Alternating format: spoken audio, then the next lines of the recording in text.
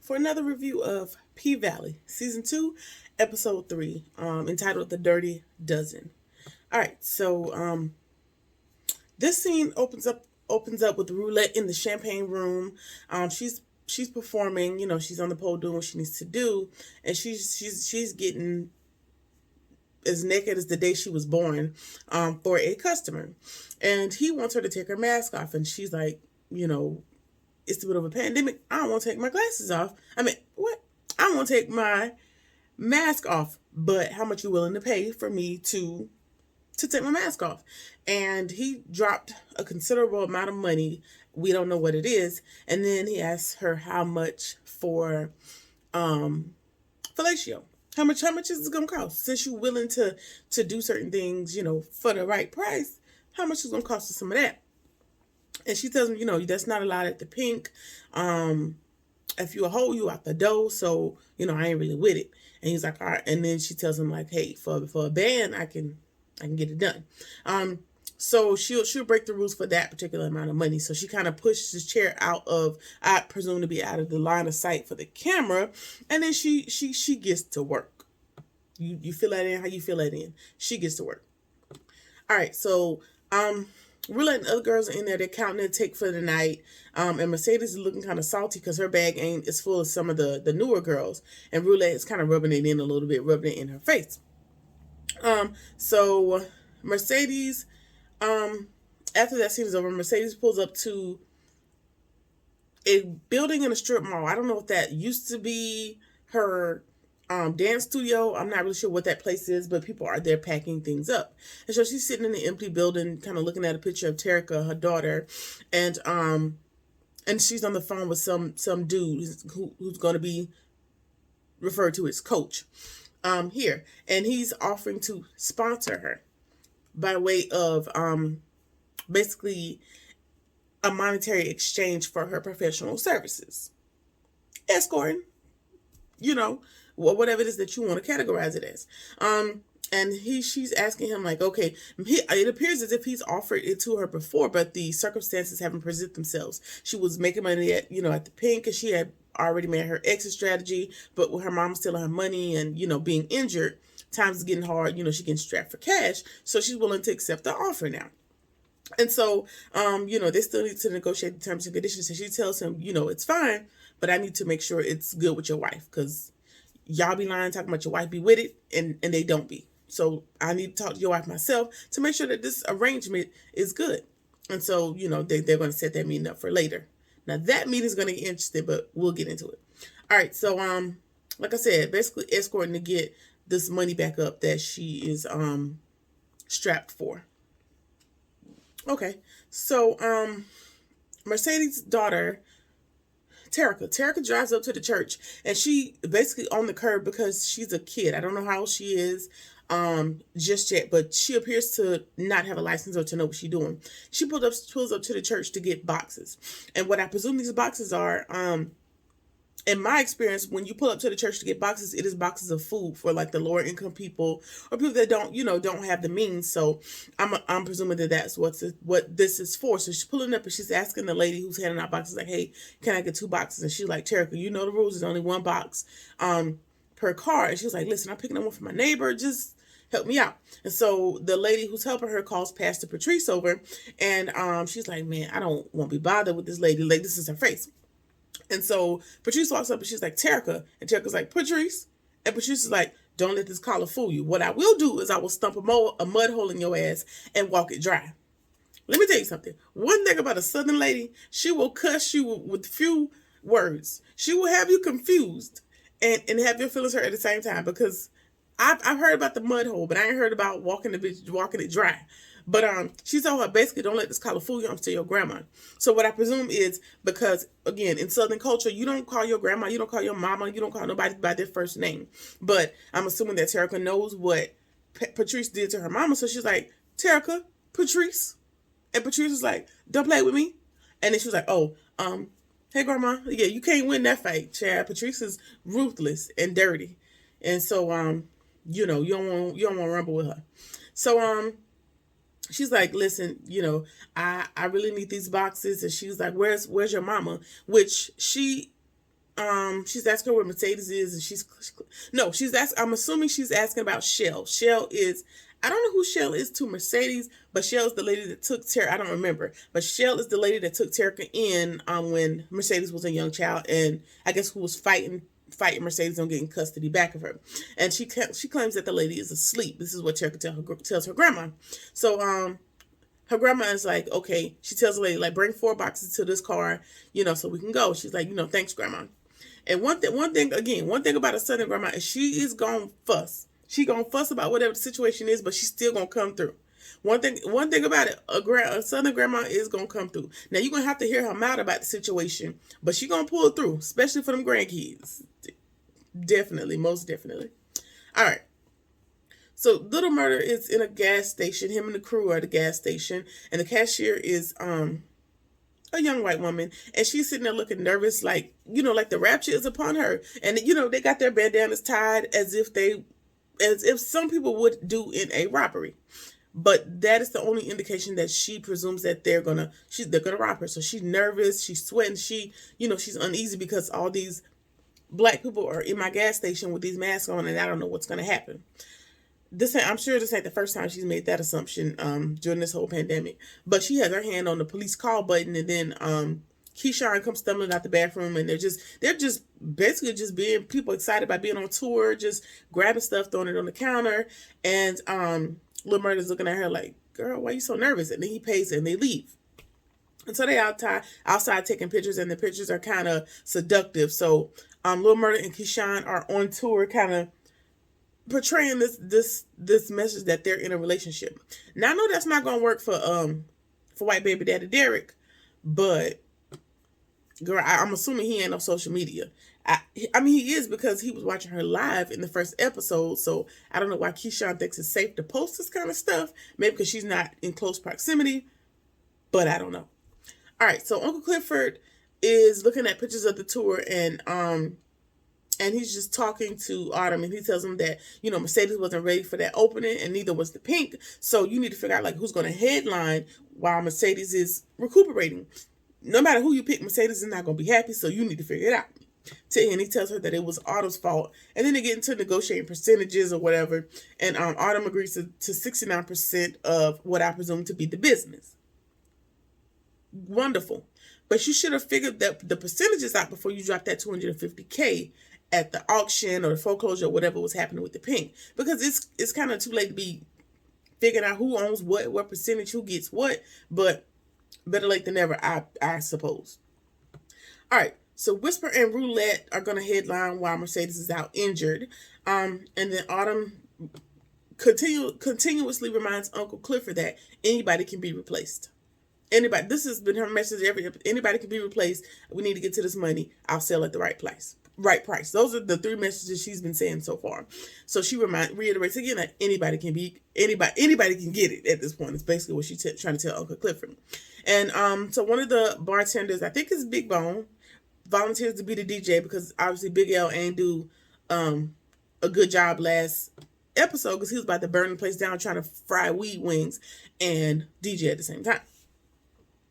All right, so down to the Delta Valley Baptist Church, there's an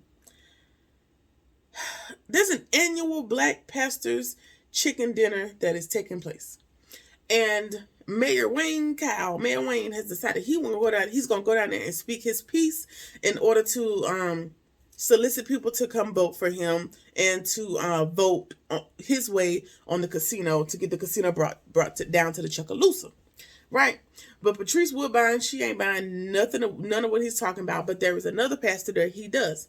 And he needs them to vote yes on the referendum so that the casino can come and generate revenue or whatever his spiel is. And again, Patrice, she may be shysty, she may be low down and dirty, but she's also seeing through the facade that is Mayor Wayne coming down to the Black people communities to solicit votes.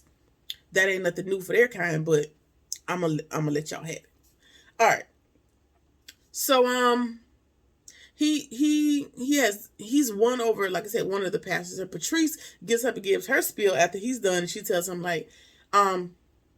tells the pastor that agrees with Mayor Wayne, like, hey, you don't need to be telling your parishioners to vote on no casino, because ultimately none of that money is going to trickle down to our communities. What they're going to do is they're going to spend that money on golf courses and not schools. Even though they claim we can't count the money in the casinos, we're not good enough to count. But when we ask y'all to fund the schools to make sure our people can count the money, you're not gonna be up for it. You're gonna be buying golf courses instead of putting money into our school systems. So no, not interested. And then she goes on to tell them, like, y'all trust these white folks too much.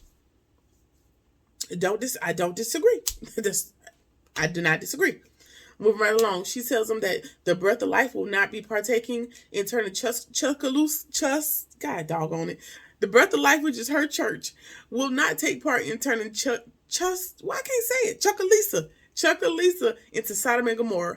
And then she ends her speech with, and the damn chicken is dry. I don't know who made it. One thing about Patrice, she gonna cuss and she gonna vape. That is the theme for this episode. She gonna cuss and she gonna vape. So we'll get back into it. All right. So down to the tour. I think they're in Arkansas, somewhere, chat. They on the first leg of the tour, and Big Frida is introducing. Well, she's getting ready to introduce Lil Murda and Keyshawn, and Pumpkin Nicole,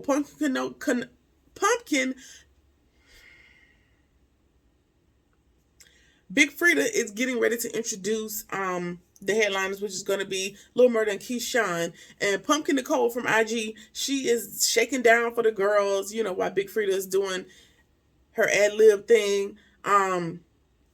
Also, correction.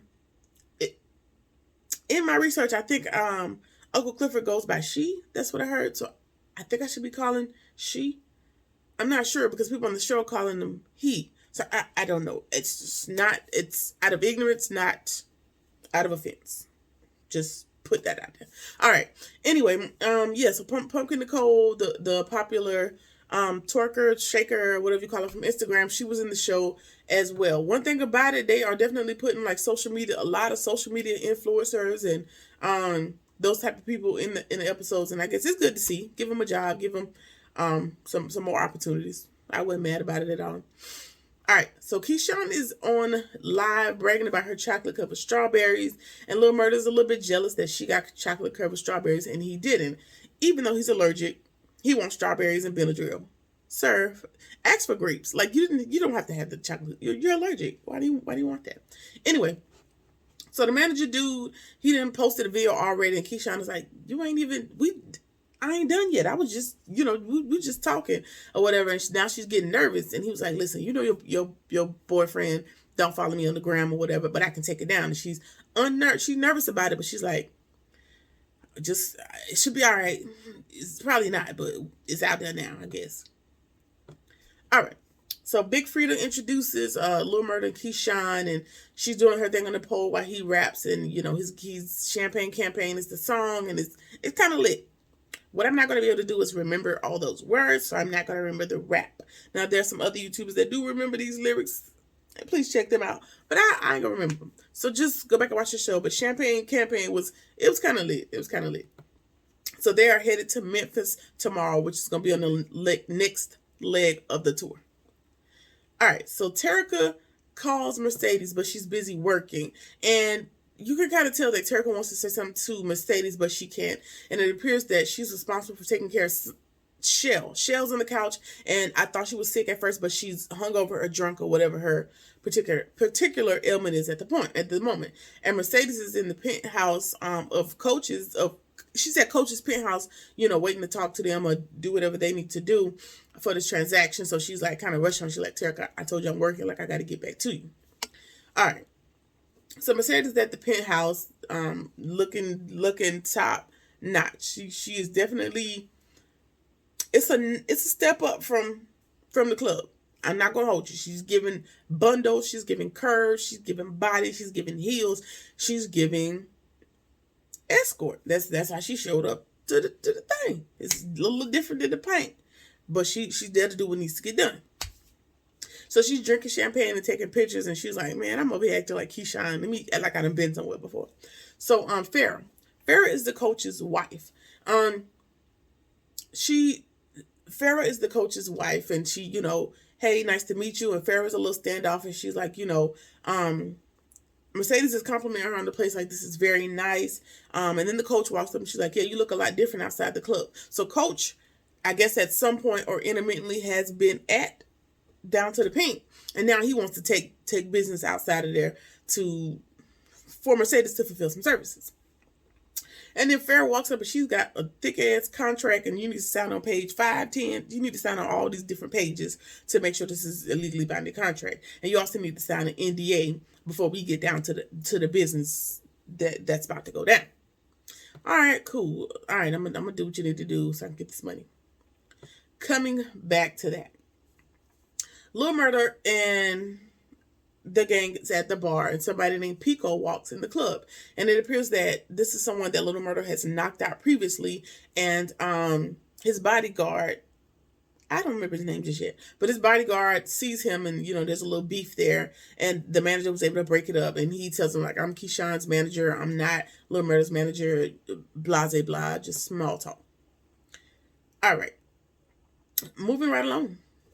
So Coach, Mercedes, and Farrah are in there chatting it up, and Mercedes is complimenting the photos, and Coach tries to play Farrah to the left, like, you used to be a photographer, and she's like, no, I'm still a photographer. He's like, yeah, but not full-time, like trying to play her job small.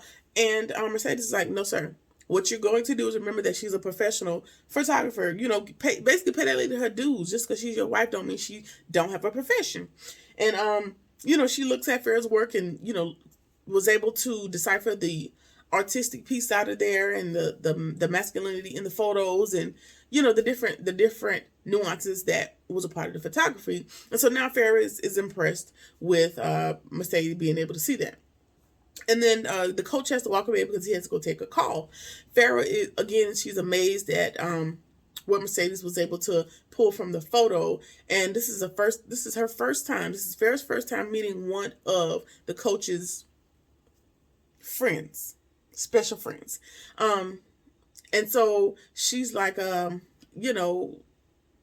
okay if you're uncomfortable, like, they're just small talking, whatever. And we learned that Mercedes is getting from this deal, and I don't know how often she has to perform her services, but based on this incident and the contract and everything she signed, she's going to be getting $10K every weekend, in a condo to have sex with the coach with. That's the arrangement. So I don't know the details of it. As far further than that, other than she's getting 10 racks a week to be with coach. All right. And so the wife is, she's kind of snarky, and they have a little laugh moment. She's like, well, hell, you get all that, and I don't get that much, and I'm his wife. And Mercedes like, well, do you want the position? And, they just having a little laughing moment over there on that. And so, she admires that Mercedes she also admires the fact that Mercedes asked her permission first, and she wanted to meet with her. And she did say that it's commendable, that you did make sure that this is okay with me. And she's like, what if I had said no? And Mercedes was like, listen, I would have respected your no. Like, that's why I wanted to meet with you and see how you felt about the situation. All right, cool. All right, so Farrah is trying to get out of the way, and the coach is like, before you go, you got to see the full Mercedes experience. And so basically, he's making a spectacle of it. He's like, listen, no, stay and watch her performance. Mercedes, do that little thing that you do, show her or whatever. And so, the wife is, again, her reservations are back up, and Mercedes starts to show. She plugs in her aux cord, and she gives the full Mercedes experience, just tricks upon tricks upon tricks on the pole. And the wife seems a little bit uncomfortable, and Mercedes' shoulder starts to bother her, but it doesn't affect her as much as it did in the last episode. And so the wife is getting more and more amused as she looks at, like, the theatrics and the grandeur of everything that comes with the Mercedes experience. And then Mercedes' phone goes off, and it's like a kitty type tune that goes off, and it is Terica calling, and it kind of interrupts the mood, so she jumps off the pole real quick, goes and cuts her phone off. She walks over to the coach, and next thing you know, his wife done got naked, and she done joined the party. You follow me? So his wife done joined the party. So now Farrah, Coach, and Mercedes are all at the same party. Okay? All right. I'll come back to that. So Andre's wife called, and her dad was able to secure him a job, but he didn't really want to take it. And she's like, okay, I mean, I guess. And she's like in between shifts or in between patients, so it's a very quick conversation. And she's like, speaking of, coming home, when you coming home? And he didn't really give an answer. He said that the wheel reading has been pushed back yet again, and now she has to rush off another phone because another patient is coding. So I can just imagine the stress that Andre's wife is under, because he out there potentially at the height of COVID may potentially catch COVID. He's been supposed to be home. He ain't got there yet. Your dad is holding him a job. He don't really seem too excited about wanting to take it, or if he's gonna take it at all. You got losing patients left and right. Like I know it's a whole lot that she got going on, but it would be nice for them to explore that a little more. But I guess because she's not a main character, we're not gonna get that deep into it. All right, so moving right along. All right, so Mercedes, Coach, and Farrah, like I said, they getting down with the get down, and her phone goes off again, and it is Terica calling, and so she was like, "Yo, I'll be right back. Keep my spot warm." And it is Deputy Bridges. Deputy Bridges is calling her because Terica has been pulled over for driving underage. So however old Terica is, she ain't old enough to have no license, and she ain't old enough to be chauffeuring around drunk ass Shell. So Shell is in the background. Shell Shelton is the passenger. She's passed out drunk. And so the deputy's like, if you don't come get her, she going down to the jailhouse, and that's no place for a kid. So you need to come get her. So now she got to leave her transaction to go get her daughter. All right. Lil Murda's being bombarded with fans at the end of the show, and some girl walks up she wants to talk to Lil Murda or hook up with him or whatever she's trying to do. And Pico walks up at the same time and basically like trying to block, like, what you over there looking for him for? Shouldn't you be looking for me? And then she really not looking for him. So now the security guard and Pico, they getting into it. Now they done got into the whole freaking brawl outside. Whole time Keyshawn is live. Girl, cut the camera off. Whole time she live, then somebody starts shooting. She got to try to get them up out of there, and now they got to get out of Dodge because a whole brawl done ensued outside of the show. All right, so the girls are looking at the live, and one of the girls says, like, it's just something about Keyshawn. Trouble always follows her. It's just always something. Cut to the scene where Roulette's in the bathroom, and then her cycle starts, and Whisper with her creepy self just pops out with a tampon, and she's like, something about syncing up, which happens with women on occasion when you're in close proximity. I don't think y'all been working there long enough to be synced, but we're going to go with it, though. I don't know, Whisper may have had intuition to know that it was going to happen. I ain't really decided. So they're just talking about where each other's from, like little small talk that I don't remember. And Whisper's in there doing a little Coca-Cola. You know what I mean? She's doing a little Coca-Cola, and she offers some to Roulette. Now, I'm not sure if this is Roulette's first time, but she took it very quickly as if this ain't her first time.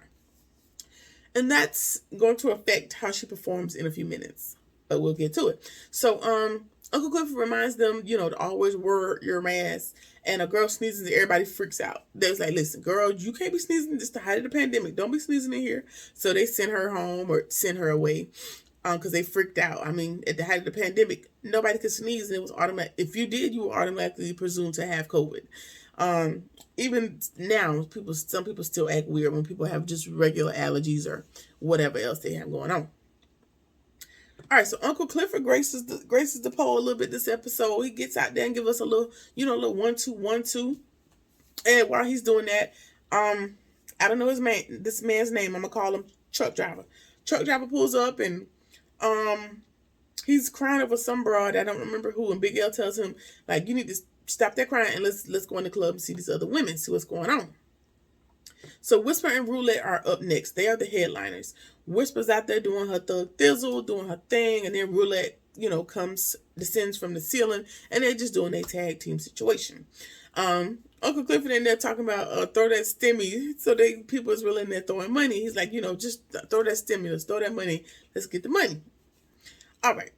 Roulette is so amped up, like off of the Coca-Cola, and just the height of, being in the center of attention at this moment, she done took her whole top off on the main floor. And Uncle Clifford's rule, I don't know what number, 1054 or whatever the number is currently, is that is unacceptable. You can't be naked on the main floor. But she is probably coked out of her mind. She's just out here. She don't care. And he's on the mic like, listen, girl, I'm gonna get you. But let's just finish tonight, but I'm gonna get you. And, it's probably because she's high as a kite, but what can you do? All right. The truck driver and Big L are talking. And he's like, listen, I just want to get married to whoever this girl is. I can't remember. He want to get married to this girl, and he want out the drug game. He don't want to smuggle oxy no more. And Big L's like, listen, I don't want you to be out, so we'll figure this out later. All right, Whisper and Roulette are done with the night, and they're exchanging compliments. And the truck driver also compliments Roulette on her moves, and tells him, ain't nothing wrong with being with a stripper. And so they're exchanging glances and, looking at each other googly eyed. And then she whips out a blade to pick out something out of his teeth. If you are interested in her, that may have been the immediate turn off, but maybe not. I'm not really sure. I don't know how you just whip out a knife and be like, you got a piece of corn kernel in your teeth. Let me get that out for you with my sharp instrument. And this is my first time meeting you. I guess Roulette about that life, because I guess ain't nobody really going to play with it because she carries the blade. Sure. Let's go with it. All right. So Mercedes and Shell have a moment. So she got Shell drunk self in the tub, and she's spraying her with water trying to get her to wake up. And she is upset about the fact that lady has her baby driving. She thought that Shell was sober. So that gives you the impression that Shell has an issue with alcohol, and she's relapsing currently. And so basically they have a moment, to figure out what's really going on between those two. And she tells her, like, I couldn't be sober for long due to the fact that I don't have a job. Like, life is overwhelming at this point, and her current band-aid is alcohol. It happens. I gotcha. So they're exchanging insults and whatever. So she's holding the grudge she has against Mercedes. What I think is Mercedes slept with Cortez, and I think Cortez is her husband or boyfriend when she was 15. Mercedes lied to Cortez and told him she was 18 and not 15. So she ended up having a baby at 15, and Pastor Patrice or Cortez, somebody gave Terica to Shell, which is Cortez's wife or girlfriend, right? And Cortez then dies. Ain't that about a bitch? For you to do all this and then you just die? Like, that is ridiculous. Anyway, Cortez dies, and Shell steps up, and she plays the mama role to Terica, but along the way she fights Mercedes when Mercedes tries to get her back and whatever else. And so every time she asked for her child back, she wouldn't let her. And Shell lets us know, like, she fought him because Cortez asked her. He begged her to look after Terica on his deathbed. And which is a conniption for Shell, because Shell has to look in the face of Cortez's biggest mistake every day. And that is a point of conniption for her. I think she has a conniption about having to take care of Terica because she is fulfilling a promise to Cortez on his deathbed, even though he fulfilled none of his promises to her while she was alive. This is what she expresses. So while that is fine, I don't know that it is fair to punish Terica in the situation because she had no input. She had nothing to do with that. Now, I don't know if she's punishing her. Maybe you are passively by having her take care of you by way of being drunk every day, but that's just my 2 cents. Yeah. So she expresses that to Mercedes, and she's like, ain't that, like, that's just dumb, right? Like, I'm fulfilling a promise to him when he never fulfilled any to me while he was alive, basically. And in that moment, Terica is standing right outside the door and hears everything that happened, with her face full of tears, because she's coming to the realization, like, her mama never came to get her, and, everything that went on around the dynamics surrounding how she ended up in the world. All right. So a customer is in the pink, and he's talking to one of the other girls, and he wants fellatio from her. She's like, we don't do that. That's not one of the rules. That's against one of the rules, and we're not doing that. And she's like, hell no. I said, hell no. And so he's like, listen, my homeboy told me somebody down here doing the damn thing, and I need to find her. And she's like, I don't know what you're talking about, and walks off and leaves him. So that's gonna let us know, like, Roulette, your secret ain't lasted that long. He already told somebody, and people coming here looking for that service when it shouldn't be provided. It wasn't on the menu. All right. Andre is texting Autumn to see if she still wants to take the deal, and Simultaneously, Autumn is talking to Uncle Clifford and asks would he sell if somebody offered $10 million, and he's still on the fence about selling if they could even pull off getting the $10 million because he would be concerned about the girls having a place to go. And Autumn tells him that really ain't your concern. So that's the connection. The connection between Autumn and Uncle Clifford is he's leading with emotion. He is concerned about these girls. I mean, these girls have probably been with him for years. Most of these girls have been with him for quite some time. So he feels a sense of responsibility as to where they end up if he sells. Because if he sells, it's probably going to be demolished because it's prime real estate for something else that they have planned. Autumn is, let's get this money, let's dissolve this so we can go about our business. So they're always going to bump heads, which means they should have never been in partnership in the first place. But here we are. Okay? All right. So, even if he did, he knows, he's like, even if we can pull off the 10 million, I don't think I'd be mad at having 3.1 million. So we'll see if we can get the 10.1 and then the 10 million and then we'll figure it out. All right. So at the same time, Andre is sitting there with Corbin and, what did she say? I guess the offer is now $1 million. And she's like, she texts Corbin and she texts Andre. She's like, a $1 million ain't even the tip of the price that I asked you for, so I'm not doing it. And Corbin, again, he is upset. Oh, she must be out her MFing mind. This girl is crazy. Like, you want what she has. She's an asset. But you continually call her all type of bitches and hoes. I don't understand. Because if she has something that you want, you should be like trying to kiss her ass. You should be trying to do something better than what you're doing. But you're not. Which is why you're not going to get what you want. Corbin. All right. Anyway, so they're just talking, and Corbin says to Andre, like, nobody's dumb enough to run against my brother. And Andre's like, I just might. He's like, well, you're not even from here. You don't have no stake in this, blah, blah, blah. And Andre's like, yeah, I do have land here for when I had to vote for my goddaddy. So, hey, I may just do it. And Corbin's like, well, if you're crazy enough to do it, I might be willing to front the cost. So that might be a separate little deal that they may have going on if Andre actually decides to run against the intermittent mayor. All right, moving right along. So the girls are all over little murder and following him back to the hotel, which appears to be like it's giving very much Motel 7. And okay, I ain't gonna judge too much because this is the first leg of the tour, so maybe the money ain't rolling in just yet from the sponsorships which are secure because of Keyshawn being there. So I don't know how that money splits because, like I said, the sponsorships are there because of Keyshawn, not Lil Murder. But anyway, Keyshawn answered the door and she slaps him down just again to keep up the facade and to get the groupies away from them. They're sitting there. She's greasing his scalp with her custom oil blend. And he's trying to write a postcard to Uncle Clifford. And she's like, this sounds dumb. Like you don't know what to write. Just write what you're feeling. Like you overthinking it. You putting too much on it. Just write what you feel. You the poet. Just write what you mean. And he really couldn't come up with nothing other than I love you. Sweetest thing ever. Y'all need to go ahead and get it together. But sweetest thing ever. She tells me, like, don't screw this up. Like, Uncle Clifford's don't come around too often.